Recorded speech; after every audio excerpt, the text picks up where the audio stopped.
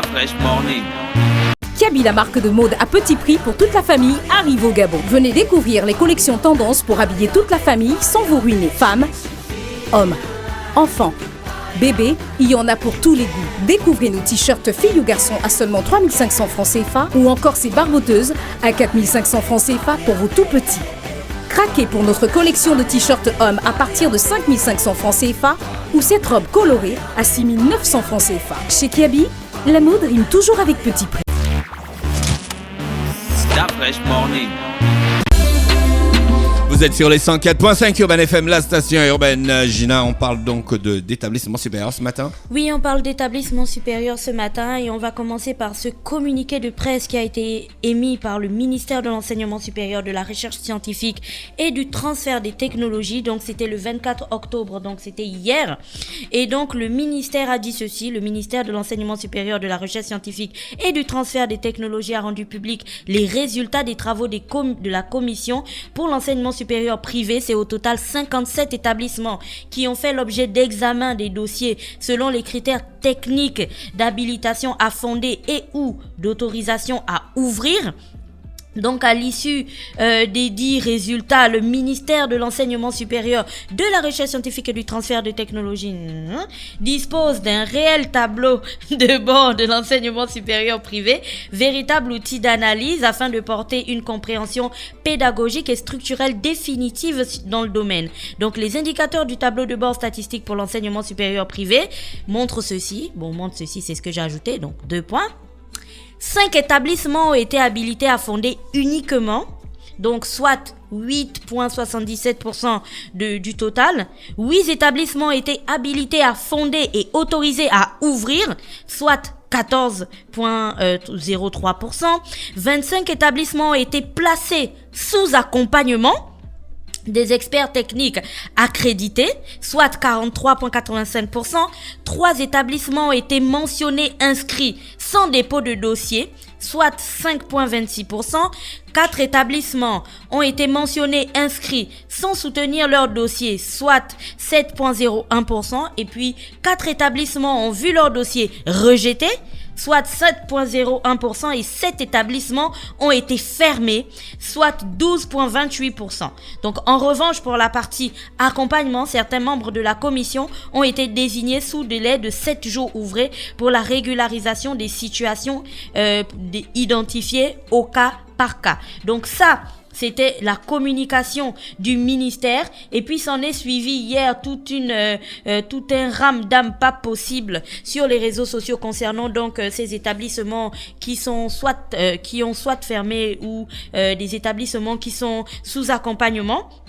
Et puis on a même eu une sortie d'un établissement qui communique beaucoup ces derniers temps, qui s'appelle la Digital Business School Gabon, qui disait donc que la commission de l'enseignement privé a statué, et puis voilà. Mais bon, bref, on va arriver à la partie qui est intéressante, c'est que la Digital Business School expliquait aux gens, eux ils sont placés sous accompagnement, ils expliquaient aux gens ce que c'est être sous accompagnement. Donc ils disaient que veut dire sous accompagnement? Il est important de préciser que cela ne signifie en aucun cas fermeture, bien au contraire. Cela veut dire que le plus dur a été fait et que notre dossier a eu un avis favorable de la commission. Donc la commission a simplement mis la décision définitive sous réserve le temps de fournir des documents supplémentaires.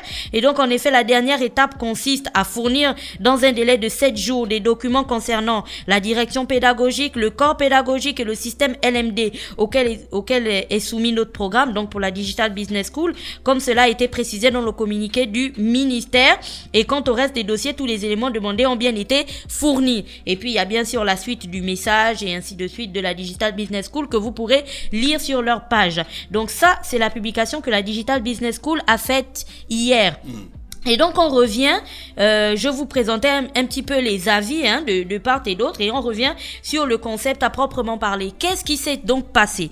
Il y a donc quelques mois, le ministère de l'Enseignement supérieur avait décidé de faire une sorte de... Quand tu vas en consultation chez le médecin, comment on appelle ça? De diagnostic, voilà, ou un état des lieux, voilà. Un diagnostic et un état des lieux de l'enseignement supérieur, privé au Gabon. Et ils avaient commencé ça donc donc en août, ils ont fait une session d'août et donc ils ont recensé 57 établissements d'enseignement supérieur privés qu'ils ont fait passer en fait dans un système de contrôle mais vraiment très drastique et tout pour essayer de voir qui peut sortir du lot, qui respecte les normes et ainsi de suite. Dedans, il fallait identifier. Donc j'ai les résultats j'ai les résultats de cette enquête ou alors de ce travail. J'ai le tableau de bord en face de moi. Dedans, on identifiait donc le nom de l'établissement, le cycle de l'établissement. Il fallait identifier les responsables de l'établissement et puis il y avait la délibération de la commission. Il y a les filières homologuées, les diplômes autorisés et la grille tarifaire homologuée. Un point qui est du moins super important dans ce cas précis parce que certains établissements arrivent souvent à faire de la surenchère. Donc, au sortir de là, on vous a présenté les statistiques. C'est ce que j'étais en train de vous lire tout à l'heure. Mais ce qui est encore plus intéressant, c'est que dans ce tableau de bord, il y a des établissements qui ont été fermés. Des établissements, en gros, qui n'ont pas le droit d'ouvrir au Gabon parce que, bien sûr, ils ne sont pas aux normes. Dedans, par exemple, les établissements qui ont été fermés et qui ont été jugés inadaptés. Je vais lire un article de Gabon Review qui présentait par exemple ces établissements. Vous avez l'école supérieure de la mer et puis le First Institute of High School 2065 ou encore l'Institut moyen et supérieur international des sciences de la santé. Donc l'autorité de tutelle a décidé de la fermeture de ces établissements-là. L'école supérieure de la mer, c'est pas une école de l'État. Non, j'arrive. Je pose juste une question. Si, non, ta question est bienvenue, mais j'arrive là-bas. Non, j'arrive. Attendez. Qui t'a donné la parole? J'arrive. Ne soyons pas, hein? Attendons. Donc j'ai trouvé que, d'abord, premièrement, c'est bien que cette commission ait fait un petit peu de toilettage et tout dans le secteur de l'enseignement supérieur privé au Gabon. C'était très important. Mais on ne pouvait pas en fait enlever du fait que dès que j'ai entendu parler de cette commission et de la sortie de ce tableau de bord, ça m'a rappelé tout d'un coup, vous vous souvenez tout le contrôle qu'il y avait aussi eu dans le secteur de la santé où on avait décelé des hôpitaux, des cliniques qui ne pouvaient plus ouvrir, qui n'étaient pas aux normes et puis d'autres qui devaient se mettre aux normes et puis on ne sait plus où on en est aujourd'hui. Bref, c'était juste une parenthèse et vous allez comprendre pourquoi on a fait cette parenthèse. Donc c'est une initiative louable. C'est bien qu'aujourd'hui on ait identifié 8 établissements qui sont véritablement aux normes et dans lesquels les enfants peuvent aller apprendre, parmi lesquels il y a par exemple la BGFI Business School que vous allez retrouver. Vous avez aussi EM Gabon qui a été autorisé à exercer, qui est qui est aux normes, hein. Tout est tranquille. Il y a eu la reconduction de l'habilitation et puis vous avez aussi IHEE. Et puis, oui, pour les établissements, vous avez ça. Vous avez aussi l'IBS, donc le Libreville International Business School. Donc ça aussi, c'est aux normes. Il n'y a pas de problème. Et puis, vous avez aussi l'Université internationale de Libreville qui est aussi aux normes et donc qui a reçu l'accord. Cependant, on ne va pas parler de ceux qui ont été mis, on va parler de plus tard, ceux qui ont été mis sous accompagnement. Cependant, en voyant cette enquête, on ne pouvait pas non plus passer sans se poser plein de questions. Premièrement, comment se passe l'ouverture d'un établissement supérieur au Gabon? Parce que tout à l'heure, quand Dafresh a voulu parler de l'école nationale des métiers, de l'école des métiers de la mer, je lui ai dit d'attendre parce que l'école des métiers de la mer, il y a à peu près 3 ans ou 2 ans que cette école fait des communications à la télévision, à la radio, ils sont sur internet, ils sont partout et il y a même des étudiants qui apprennent. Donc je pense, si mes souvenirs sont bons, il y a 2-3 ans que cette école existe véritablement et a même pignon sur rue. Donc je me demandais comment se passe l'ouverture d'un établissement scolaire au Gabon. Est-ce que c'est comme les églises ou je sais pas, les hôpitaux avant qu'on ait fait ce contrôle où tu te lèves un matin, tu décides que bon, je transforme les bureaux d'Urban FM, nos appartements en institut instituts technologiques des métiers de la communication, par exemple. Et puis voilà, du jour au lendemain, tu enseignes et tu peux donc éviter d'être menacé pendant 2, 3, 4 ans jusqu'à ce que le pays se réveille et se rende compte que, ah tiens, il y a des établissements qui ne sont pas aux normes. Comment est-ce que ça se passe? Deuxième point qui me semble très important à relever aujourd'hui, dans les établissements qui ont été à qui on a demandé de fermer leurs portes, et les établissements dont les dossiers ont été rejetés, ou ceux qui n'ont même pas apporté les documents et ce genre de choses, il y en a qui existent depuis plusieurs années, ce qui sous-entend que ces établissements, s'ils n'ont pas été accrédités par le ministère, les diplômes qu'ils ont délivrés jusqu'à présent ne seront pas recevables, les diplômes ne sont pas acceptés parce que bien sûr le ministère ne reconnaît pas ces établissements. Donc pour ces établissements qui existent depuis 2, 3, 4, 5 ans, c'est 2 ans, c'est déjà, tu peux déjà avoir un diplôme après 2 ans, après 3 ans, tu as une licence et ainsi de suite dans le système LMD. Donc pour ces établissements aujourd'hui et surtout pour les élèves, les jeunes qui sont sortis de ces établissements, qu'est-ce qu'ils vont faire? Je suis d'accord que le ministère, non, je trouve, l'initiative est vraiment louable. Ça, il n'y a pas de problème. Le ministère, c'est très bien. Cependant, il faut qu'on se pose des questions. La plupart de ces établissements ne sont pas nés d'hier. Si on prend un établissement qui est sous accompagnement, par exemple, la Digital Business School, il y a quoi? 1, 2 ans? 1, 2 années que ça a ouvert déjà? Il y avait déjà une année. Il y avait déjà une procédure, il y a déjà des étudiants, des étudiants qui y sont. Et puis là, le ministère décide de sortir le communiqué. Autre chose que je trouve qui est un point faible de la divulgation de ces informations aujourd'hui, c'est que la rentrée scolaire a commencé il y a déjà, je vais dire 2 mois, 3 mois. Alors, le bac, les publications des résultats du baccalauréat, ça s'est fait en juillet. C'était quoi juillet. En juillet dernier. Donc, nous sommes exactement en octobre. Juillet, fin octobre. Août, septembre, octobre. Soit 4 mois. Donc, pour un élève qui a eu son bac en juillet, jusqu'à maintenant, il pensait que l'école dans laquelle ses parents étaient allés mettre de l'argent était une école bien, et il se voyait déjà, il avait déjà un cursus tout tracé. Parce que vous ne me direz pas qu'aujourd'hui, des établissements comme l'école supérieure, comme l'école des métiers de la mer, par exemple, ils n'avaient pas des élèves déjà pour l'année académique 2019-2020. Alors, pour tous ces jeunes qui ont eu le bac cette année, par exemple, qui se sont inscrits dans ces établissements scolaires, quelle est la conduite à tenir? Qu'est-ce qu'ils vont véritablement faire? Ça, c'est une grande question qu'on se pose.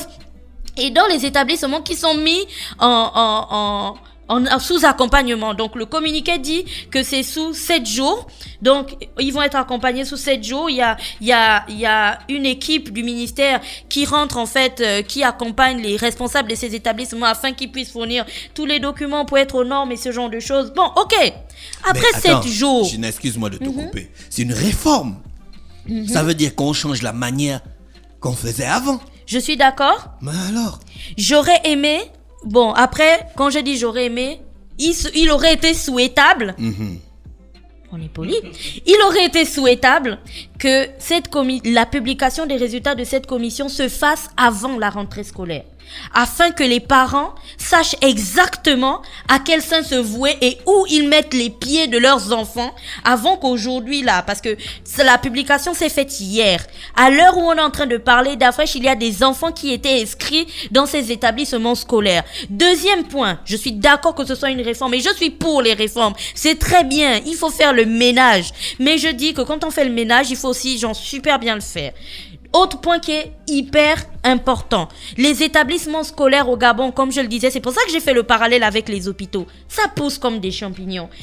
Et bizarrement, dès qu'on te parle d'une sorte de contrôle et tout, ça a toujours l'impression d'être comme si c'était un effet où, boum, on le fait maintenant et après, tu vas voir que l'année va terminer, l'année va suivre et on ne va véritablement pas voir les résultats. Vous allez me dire que je suis peut-être en train de faire un procès d'intention au ministère qui n'a pas encore fini sa procédure et tout ça. Mais ce qu'on voudrait, c'est que le ministère nous prouve qu'on a véritablement tort en fermant définitivement les établissements qui méritent d'être fermés. Parce que ce qui ne serait pas bien, c'est qu'un établissement dont on a imposé la fermeture aujourd'hui soit ouvert encore demain et que peut-être dans 2 ou 3 ans, on ait encore une information disant que ce n'était pas aux normes.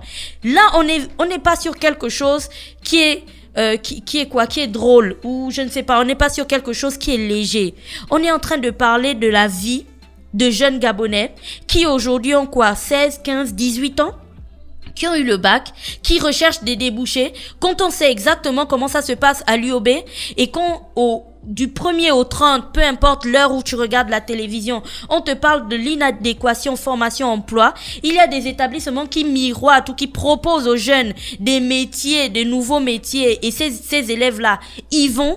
Il y a belle lurette que le gouvernement aurait dû se pencher sur la question de ces établissements pour faire définitivement le ménage. Vous me direz, ce n'est pas un problème qui est uniquement propre au Gabon, parce qu'au Maroc, il y a ça, en Afrique du Sud, il y a ça, même en France, il y a ça. Je suis tout à fait d'accord, mais pour un pays aussi petit que le nôtre, avec la difficulté que nous avons à placer nos étudiants dans les écoles publiques ou les établissements d'enseignement supérieur publics que nous avons, parce que soit il y a des problèmes d'accueil, de capacité d'accueil, soit il y a des problèmes d'accès ou je ne sais même pas ce genre de choses. Je pense notamment à l'USTM avec la capacité d'accueil de leur campus. C'est tout ça qui fait en sorte qu'aujourd'hui, tout le monde se tourne un petit peu vers les établissements d'enseignement supérieur privés. Et on sait aujourd'hui que si on fait le ratio, ces établissements-là accueillent une masse importante d'étudiants qui n'ont pas trouvé en fait leur voie, que ce soit à l'IST, à l'Institut National de Gestion, à l'UOB ou encore à l'USTM ou même à l'Institut Supérieur des Sciences de la Santé, à l'Université des Sciences de la Santé. Donc ce n'est pas quelque chose que l'on doit prendre à la légère. Je pense qu'aujourd'hui, les parents, il doit avoir une sorte d'association, je sais pas quoi, des parents d'élèves ou même des étudiants eux-mêmes doivent imposer beaucoup plus. On doit aller beaucoup plus que la publication on doit aller beaucoup plus loin que la publication de cette commission. C'est vraiment très bien et je n'arrête pas de le répéter, hein. Faut pas dire que j'ai dit que ce que le ministère a fait c'est pas bien. Je dis que c'est vraiment très bien. Cependant, il faut pousser le bouchon plus loin pour ne pas se limiter juste à des effets d'annonce ou tiens ouais mais aujourd'hui tel n'a pas le droit, du genre on affiche les établissements affichés dans l'argot, hein. Vous savez ce que ça veut dire quand on affiche quelqu'un dans l'argot. Donc on affiche des établissements et puis au final on a envie de voir où ça se poursuit, quelle est la suite jusqu'à la fin, quelle va être la conduite à tenir. C'est ça qui est important, parce que tous ces jeunes qui vont aller s'inscrire dans des établissements qui n'en valent pas la peine, des établissements, je vois ici il y a des établissements où tu as une école et puis on te met responsable indisponible, filière homologuée aucune, diplôme autorisé aucun, grille tarifaire aucune. C'est que le ministère n'a reçu aucun document, mais c'est des établissements, je connais certains établissements qui sont même venus faire des communications à la radio. Alors je me dis, lorsque ces établissements-là communiquent, lorsqu'ils font des publicités à la télévision, lorsqu'ils se permettent de faire des bâches, des affiches et autres, et qu'ils sont présents au Gabon, vous voyez ça quand même. Ça les gens du ministère, vous les voyez, enfin, nous tous, nous les voyons. Alors, quand ces établissements sortent, est-ce qu'il n'y a pas une sorte de petit bouton d'alarme qui dit que, ah tiens, il y a un établissement qui fait beaucoup de bruit sur le côté, il faut un peu qu'on aille voir avant qu'on ne pousse le bouchon un petit peu plus loin. Tu as d'autres établissements qui sont là depuis plusieurs années, avec même des noms, tu te demandes que on tourne dans quel univers exactement. Donc, le ministère, je suis tout à fait d'accord avec vos réformes et le tableau de bord que vous avez sorti. Cependant, il faut que vous sachiez aussi que la publication de ce tableau de bord va chambouler complètement l'année scolaire et la vie de plusieurs jeunes Gabonais. Et ce qu'on aurait aimé, c'est de savoir, on aurait dû avoir un autre communiqué disant que le ministère s'engage à peut-être recevoir les élèves et inscrits dans les établissements qui ont été fermés pour, je sais pas, peut-être les réorienter vers d'autres établissements. Enfin, je sais pas. Ces enfants qui vont partir de ces établissements qui sont définitivement fermés, de vous à moi, où est-ce qu'ils vont? Il y en a à peu près 7 qui sont fermés. qui ont été fermés par le ministère. Donc on parle de 7 établissements fermés, oui, exactement, 7 établissements fermés et 4 qui ont vu leur dossier rejeté. Donc ce ne sera pas pour cette année qu'ils auront encore un dossier qui va rentrer puisque la commission s'est terminée. Ce qui en fait donc 11. Il y a 4 établissements été mentionnés, inscrits sans soutenir leur dossier. Donc ils ont envoyé mais ils sont pas venus soutenir ou alors expliquer ce qui se passe. Il y a 3 établissements qui ont été mentionnés, inscrits sans dépôt de dossier. Donc si vous faites le calcul, tous ces établissements-là qui n'ont pas eu l'accord, vous savez quand on marque accord, ces établissements-là en gros ils n'auront pas le droit d'enseigner cette année. Et donc les enfants qui sont inscrits déjà dans ces établissements, qu'est-ce qu'ils font? C'est quoi la conduite à tenir? Ils repartent à la maison, ils s'asseyent et ils attendent l'année prochaine que la prochaine commission siège et qu'on leur dise que bon écoutez maintenant allez dans tel établissement. Non. Je ne pense pas et je pense donc que ça c'est un point que le ministère n'a peut-être pas mis dans son communiqué, donc celui des élèves qui sont déjà inscrits dans ces établissements, et c'est le point que je voulais mettre en avant ce matin parce que la rentrée scolaire a commencé il y a 2 mois et chers messieurs et dames du ministère, je suis tout à fait d'accord avec votre commission et votre tableau de bord. Cependant, vous devez comprendre qu'il y a 2 mois, il y a des élèves qui avaient déjà payé dans ces établissements, qui étaient déjà inscrits, qui avaient déjà commencé des cours. Donc trouvez-leur une solution. Voilà, c'était Gina qui est avec nous ce matin sur les 104.5. Mosley, tu voulais ajouter quelque chose? Oui, bonjour d'abord tout le monde. Bonjour tout le monde. Bonjour Dafash, bonjour Gina. Pour ne pas revenir à cette de la dernière fois. Mais ce qu'il faut dire, c'est qu'aujourd'hui, je crois qu'il faut, Gina l'a fait, saluer d'abord l'initiative du ministre de l'Enseignement supérieur, parce qu'aujourd'hui, nous avons un problème avec cette question d'ouverture des établissements, aussi bien dans le supérieur que dans le secondaire. Le secondaire, et là, on parle que du supérieur. Attends, on a aussi notre réaction. Harold, bonjour. Bonjour, Dafash. Comment tu vas ce matin? Ça va, merci. Et vous, là-bas? Ça va. Sur le plateau de Alors, FM. Je rappelle que tu es le rédacteur en chef du journal Gabon Media Time, c'est ça? Oui. Et tu voulais réagir sur la rubrique de Gina? Justement, parce que le sujet qu'elle aborde aujourd'hui est très intéressant, surtout que beaucoup d'élèves, beaucoup d'étudiants se sont déjà inscrits dans ces établissements-là. La première chose qui m'interpelle, moi, en tant qu'observateur de la vie politique, parce que je suis à la tête d'un média, c'est le fait que le ministère communique très tardivement. La commission, semble-t-il, s'est réunie en août. Elle aurait pu rendre ses conclusions avant septembre, sinon avant le mois d'octobre, pour permettre aux parents d'élèves et aux élèves de s'orienter vers d'autres établissements. Parce que vous voyez comme moi que les cours ont débuté dans certains établissements supérieurs, et il y en a même qui ont pignon sur rue. Je vois que l'école supérieure de la mer fait partie de ces établissements qui sont fermés. C'est quand même choquant qu'un établissement comme ça, dont on voit les étudiants s'inscrire au fil des années, ne soit pas en règle. C'est quand même avec la vie des Gabonais qu'ils jouent, parce que moi je trouve qu'ici le ministère joue un peu les aventures et ne dit pas aux Gabonais que nous sommes ce qui va être fait des élèves qui étaient inscrits dans ces établissements. Pourquoi ces établissements-là ont-ils fonctionné pendant toutes ces années en toute illégalité sans que personne n'ait à redire? Qui a délivré les autorisations d'ouvrir les établissements? C'est autant de questions sur lesquelles le gouvernement doit communiquer pour rassurer les gens. Qu'est-ce qui nous dit que parmi les établissements qui ont un agrément aujourd'hui, il n'y a pas eu des passe-droits et autres, pour qu'au final, le prochain ministre qui viendra va lui aussi sanctionner ces établissements-là? Oui, tout à fait. Mais est-ce que la réforme n'est pas bienvenue? Oui, elle est bienvenue, mais à mon avis, elle n'arrive pas au bon moment. Elle n'arrive pas au bon moment. On va bientôt être en novembre, là. Ça fait plus d'1 mois que les étudiants vont à l'école. L'école supérieure de la mer, ça fait 3 ou 4 ans qu'elle est là. Pourquoi c'est en 2019 que finalement le gouvernement réagit, que finalement le ministère de l'Enseignement supérieur réagit?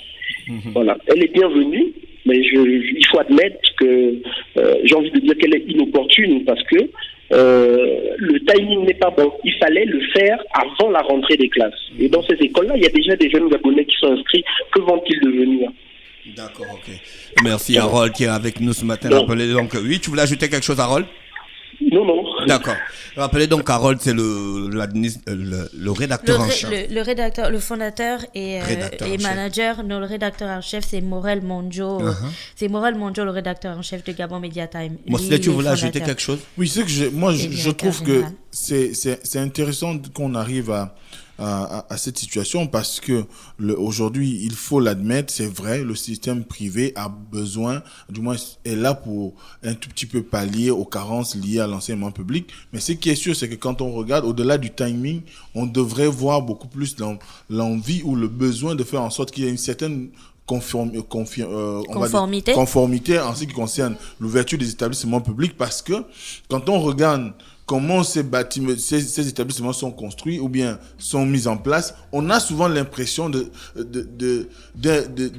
qu'on est peut-être dans ce qu'on pourrait appeler la cour du roi Péto, où tout le monde se lève un matin et puis on crée une structure et puis on donne des enseignements et personne ne contrôle rien du tout. Et du coup, quand on voit une enquête comme celle-là, ça ne peut être que salutaire. Et moi, j'aimerais appeler même le ministre de l'Éducation nationale à faire de même. C'est vrai que dans un passé, il y a un syndicat qui avait fait le tour du Gabon pour faire le même travail, essayer de voir quels sont les établissements qui sont conformes à la réglementation. Mais malheureusement, ça n'a pas été suivi par la suite, notamment le syndicat d'Emmanuel Mvemba. Ça n'a pas été il n'a pas été mis en place un moyen de faire en sorte que ceux qui ne sont pas en conformité puissent fermer les portes, ou encore qu'on puisse les amener à pouvoir se régulariser. Mais ce qui est sûr aujourd'hui, c'est que ce qui se passe à l'enseignement supérieur, ce qu'on peut décrier malheureusement, c'est le fait que parfois nos gouvernants, quand ils prennent des décisions, ne pensent pas aux conséquences directes, parce que là, conséquences immédiates. Ou aux conséquences immédiates, parce que là, il y a une inquiétude. Comment on va faire pour ceux qui se sont déjà inscrits pour à étudier les métiers de la mer? Est-ce que le gouvernement dispose dans ces écoles ou dans ces universités d'un département qui pourrait recueillir ce trop-plein d'étudiants? Je ne sais pas. Maintenant, par la suite, on verra dans les jours qui viennent si le ministre de l'Enseignement supérieur pourra trouver une mesure palliative qui ferait que peut-être pour l'année qui a déjà débuté, on puisse aller à son terme et que l'année suivante, cette école-là puisse travailler à se mettre aux normes. Parce que c'est aussi ça la volonté des autorités. Il faudrait qu'on se mette désormais aux normes. On a longtemps évolué dans le pilotage à vue dans ce pays. Il faudrait que désormais, quand il y a une norme, il faut la suivre. Il ne faudrait pas qu'on s'inscrive dans la logique de croire que le Gabon, c'est le pays, c'est un marché à ciel ouvert, surtout que l'école est devenue un business. Il faudrait qu'on sache qu'il y a des mécanismes qui permettent de pouvoir s'installer et créer un établissement. Il y a des gens qui ouvrent des établissements au Gabon, ils ne sont ni du corps de l'enseignement supérieur, encore moins du corps de l'enseignement du secondaire. À un moment donné, tu ne peux pas ouvrir une entreprise dans un domaine où tu n'as pas réellement quelqu'un qui s'y connaît, ou toi-même tu n'as pas une expertise là-dedans. Dès cet instant, tu proposes des formations sur quelle base? On a vu, par exemple, Gina a parlé des structures sanitaires, mais le problème qui en est ressorti, c'est qu'on avait des médecins, ou on a des médecins dans ce pays qui n'ont aucune qualification, mais qui exercent. Des gens qui ont le titre de médecin, qui n'ont jamais été dans une école de médecine, mais qui ont quand même des cliniques, qui ont des pharmacies, et qui au quotidien reçoivent des populations. Donc, c'est du fétichisme. Exactement, ce sont des marabouts en un mot. Donc à un moment donné, il faut que la norme intervienne, il faut que les gens se mettent aux normes pour pouvoir faire en sorte que nous puissions avoir un système optimal. Pourquoi aujourd'hui on décrit tant le système éducatif gabonais? Peut-être aussi parce que vous avez des structures d'enseignement qui ne sont pas au niveau, parce qu'ils ont parfois, il y a beaucoup de structures qui vont chercher des étudiants pour enseigner d'autres étudiants. Bon, tu n'as pas encore terminé ton cursus, mais tu enseignes déjà. À ce moment-là, qu'est-ce que tu transmets aux autres? Donc, que toi-même tu sais d'abord quoi. Voilà, donc à un moment donné, je crois que la mesure est la bienvenue, mais comme le soulignaient Gina et Harold, c'est peut-être le timing qui n'est pas bon. Dans le fond, elle est bonne, dans la forme. D'accord, Gina, tu voulais ajouter quelque chose ce matin avant Non, qu'on je termine? pense que c'était tout pour aujourd'hui, mais il est très important de rappeler qu'on a dit que la mesure du ministère est bonne. Oui, cependant, c'est le timing qui pose problème. C'est pas, le timing n'est pas bon. Restez connectés sur les 104.5 Urban FM, la station urbaine dans le Da Fresh Morning, le réveil matinal, le plus haut de la capitale sur la radio, la plus haute de la capitale. Je pense qu'on a un autre auditeur qui voulait réagir. On peut le prendre, Gina? si tu veux. C'est ta rubrique, hein, c'est toi qui vois. Voilà. Auditeur au bout du fil, allô? Bonjour. Bonjour. Bonjour. Je voudrais apporter une contribution. C'est monsieur? Monsieur Moussavo. D'accord. J'aimerais apporter quelques contributions à votre débat. Oui. Oui, allez-y. Il s'agit de l'avenir de nos enfants. Il s'agit de l'avenir du Gabon. Je pense que c'est un sujet assez sérieux pour ne pas qu'on aborde les thèmes et les concepts de manière désordonnée, sans rigueur. Il faut dire, beaucoup de choses ont été dites là au cours de votre débat. C'est quoi les lois sur l'enseignement supérieur privé au Gabon? Point d'interrogation. C'est quoi les travaux ou les rendus de la commission?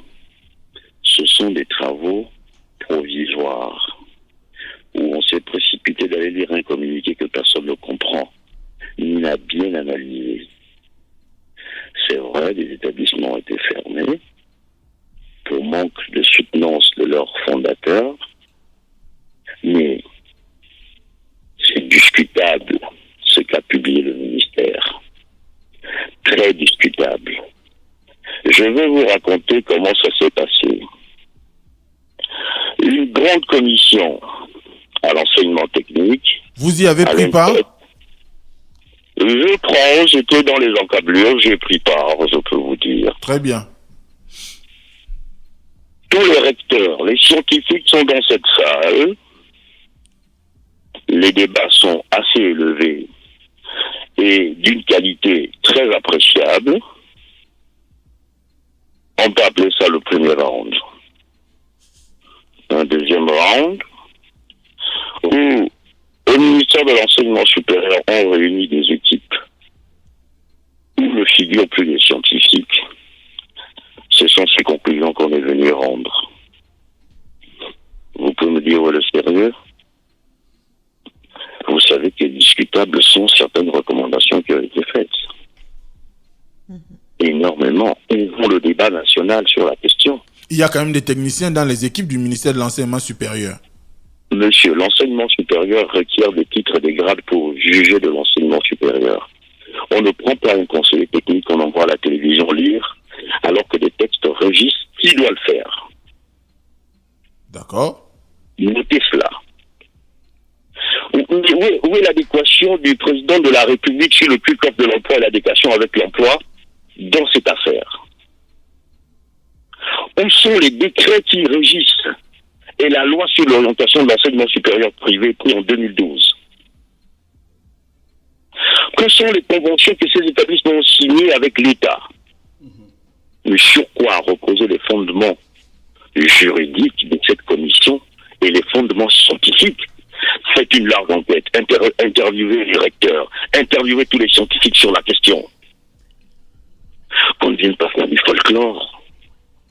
Madame Mecan a envoyé à l'étranger des gens se former sur les normes de la qualité de l'enseignement.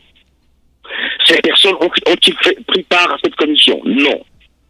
Et pourquoi? Mais monsieur, j'avais quand même une question à vous poser parce qu'il y a un point qui a été relevé pendant que vous étiez en train de parler. Il y a des établissements d'enseignement supérieur privés qui étaient déjà en partenariat avec l'État. Alors, j'ai le tableau de bord en face de moi et le numéro 1 dans ce tableau de bord, c'est bien sûr un établissement que tout le monde connaît. On parle de l'AFRAM, l'Académie franco-américaine de management. Et puis, il y a la reconduction de l'habilitation à fonder un établissement d'enseignement supérieur, mais l'AFRAM est placée bien sûr sous accompagnement. Et puis, filière homologuée reste réserve de la décision, diplôme autorisé réserve de la décision, grille tarifaire homologuée réserve de la décision. Et puis, je me demande, toutes ces années, c'est un exemple parmi tous les établissements qui sont présents, toutes ces années où ces établissements ont existé, où ils ont même eu un contrat avec l'État, mais c'était basé sur quoi au final? Il y a des questions qui sont du ressort donc du ministère. Pour ceux qui sont des opérateurs d'établissement, il y a lieu de dire, d'abord de vous éclairer, et c'est là où la confusion est grande. Réserve, cette expression, on peut la reprendre? Tu peux reprendre la question. Vous pouvez répondre réserve la décision, donc filière homologuée réserve la décision. Arrêtons-nous là. Merci, je vous éclaire. Réserve la décision signifie ils vont revenir étudier le cas. D'un établissement qui est en partenariat avec l'État depuis des années. Je vous assure, réserve de décision signifie que vous avez vu dans ce communiqué, il y a 4-5 personnes qui sont envoyées dans les établissements. C'est à l'issue de leur passage qu'on lèvera les réserves. Mais je tiens à vous dire quelque chose, monsieur. Là, sur ce point encore, pour montrer les turpitudes, d'accord? On n'a jamais vu au monde publier les noms des personnes qui doivent aller en mission d'inspection. Il n'y a qu'au Gabon qu'on le fait, et personne ne s'en émeut. Vous mettez en danger les personnes qui ont été citées qui vont aller en mission. Ça ne se fait jamais. C'est de manière anonyme. Voici les turpitudes dans lesquelles nous nous trouvons. Venir citer les noms des gens. Et monsieur, je vous donne une petite équation. Faites le nombre prenez une personne qui a été citée dans 5-6 commissions d'établissement. Un seul nom. Et que chaque établissement a 7 jours. Quelle sera la durée de la mission de cette personne? Monsieur Moussavo, pour des questions de temps, je suis obligé de vous couper. On aura donc l'occasion de vous recontacter. Il ressemble, on a l'air que j'ai l'impression que c'est un professionnel des questions de l'éducation. Sur le sujet, ouais. On va garder donc son numéro et puis essayer de le recontacter pour faire une autre émission. Ginette, je trouve que ce serait bien. Oui, ce serait bien. Donc voilà la rubrique du jour et on espère que vous continuerez la discussion entre vous. Voilà. Kiabi, la marque de mode à petit prix pour toute la famille, arrive au Gabon. Venez découvrir les collections tendances pour habiller toute la famille sans vous ruiner. Femmes, hommes, enfants, bébés, il y en a pour tous les goûts. Découvrez nos t-shirts filles ou garçons à seulement 3500 francs CFA ou encore ces barboteuses à 4500 francs CFA pour vos tout petits. Craquez pour notre collection de t-shirts hommes à partir de 5500 francs CFA ou cette robe colorée à 6900 francs CFA. Chez Kiabi, la mode rime toujours avec petit prix. Start Fresh Morning.